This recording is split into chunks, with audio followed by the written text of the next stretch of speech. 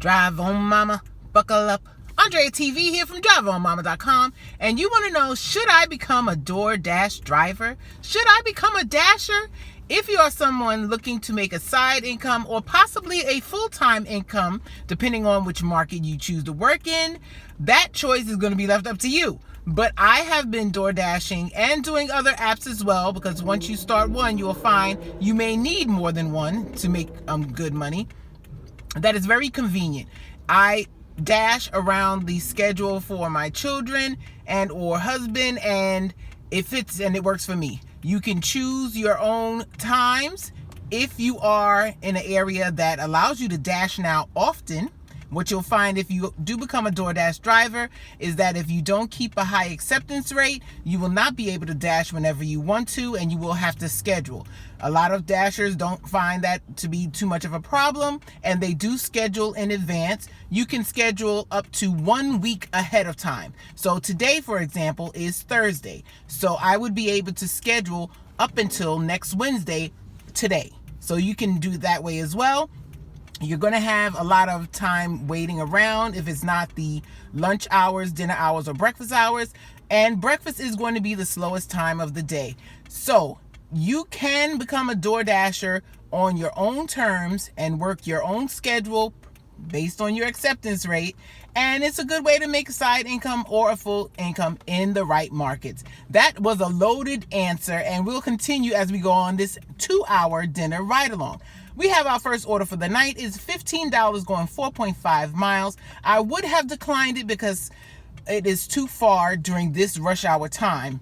That 4.5 miles is going to take me probably 20 minutes or more to drive, and then another 20 back to the avenue. But since I'm at 72% acceptance rate, I don't want to play with 71 or 70, and we took it. Let's hope it's ready. It's ready, and we're in the car. Another thing you should consider when you want to know whether you should work for a DoorDash: how reliable is your car?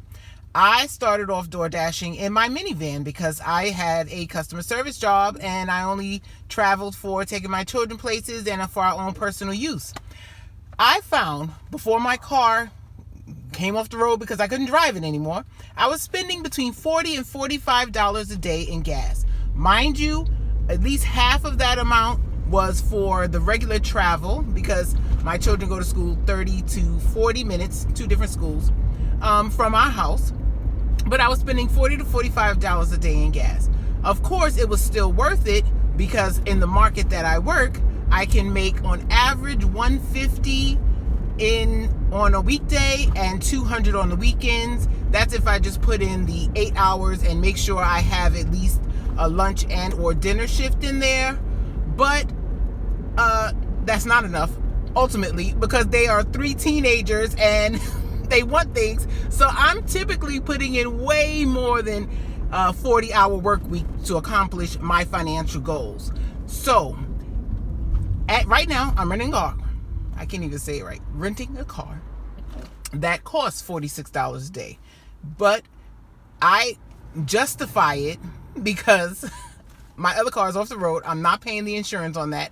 And I only spend $8 to $10 a day on the gas for this Prius. So that's something you should consider as well. And yep, it said 17 minutes to the customer's home, and we're going to have to stop at 7:30 or maybe a little before. It depends on when my daughter texts me. She gets back from her basketball game. It's in Virginia. Her school's in DC, and it's going to be about a 20-minute drive. So yeah, and let's go. First order went up to $20.06. Thank you, Miss Customer. We arrived back on the avenue, and we waited for about 5 to 7 minutes before we received the order that we did decline. It was for $23 and 4.8 miles, but if you look at the wording, it says guaranteed including tips. So that order was not going to go up, and it was for 2 different pickups and 2 different drop-offs, and it is a $1.50 peak pay. So $3 of that was just DoorDash's peak pay, and then 20 would have been for 2 orders going almost 5 miles away. That is 2 individuals or families who do not tip well for their dinner. So now we have our next order, $8.25 going 1.3 miles. So that means, and it says total guaranteed will be higher. So sometimes it's only higher by a quarter or 50 cents. Sometimes it's by $1 or 5 or 6 or 10? We will find out. We are getting 3 pizzas. Okay, that $8.25 went up to $14.75. Thank you, Miss Customer. And then we arrived back on the avenue. We didn't park before we got out. No, we did park. We parked and did not get an order where we were. So we started driving around and we got our next one, $13.75 for 3.6 miles. And it is a large order, so catering back required, so it should go up. And I've actually delivered to this person before, and almost everyone on that side of the restaurant tips well, going towards the suburbs. The people who live on the other side going towards the city tip decent dollar amounts, but they don't tip percentages. So we're going to someone who tips percentages, so it should go up, and hopefully it's ready, and maybe we can get one more in before we have to stop and go pick up the cake. That could have been a disaster. I forgot it is Chinese New Year, and it is Chinese food we're picking up. And as I walked past the restaurant, I saw them with like a dozen bags, writing the names for the customers, meaning they're still preparing, and they are full.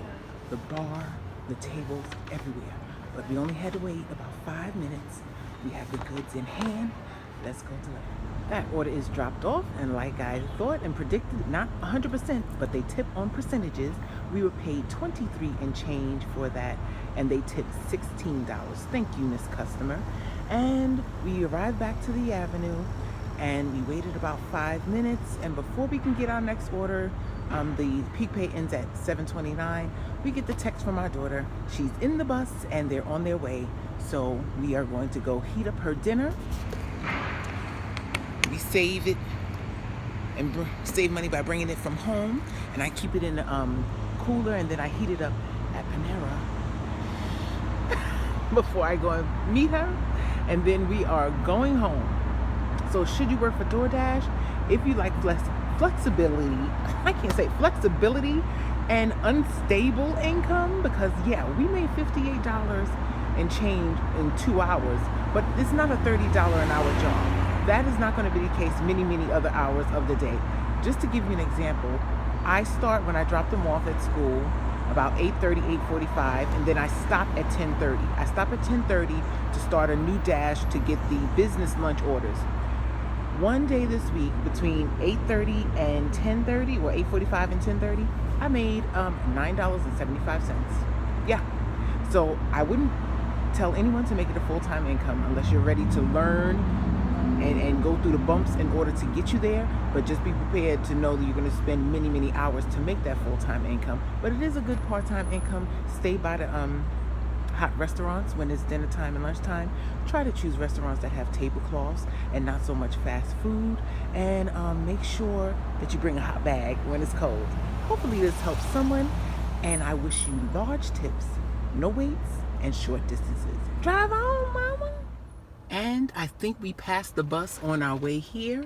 It is 7:51, and yep, there they are. Have a good night, all.